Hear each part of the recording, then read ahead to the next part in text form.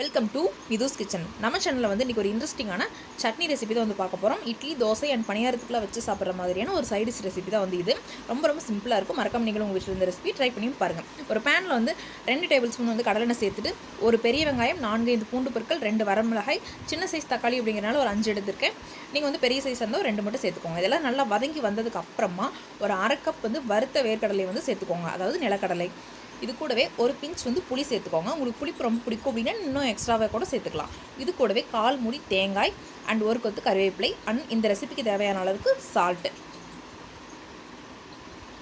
இதெல்லாம் சேர்த்துட்டு நல்லா மிக்ஸ் பண்ணி விட்டதுக்கு அப்புறமா நம்ம வந்து ஸ்டவ் ஆஃப் பண்ணிடலாம். இதை வந்து ஒரு சைடில் எடுத்து வச்சுட்டு நல்லா கூலானதுக்கப்புறமா மிக்ஸி ஜாருக்கு மாற்றிட்டு இந்த மாதிரி அரைச்சி எடுத்துகிட்டு வந்துடலாங்க. இதை வந்து ஒரு பவுலில் வந்து ட்ரான்ஸ்ஃபர் பண்ணிக்கலாம். இந்த மாதிரி சட்னி வந்து கொஞ்சம் தண்ணி சேர்த்து நல்லா லிக்விடே வச்சுக்கோங்க, அப்போ தான் வந்து கொஞ்சம் நல்லாயிருக்கும்.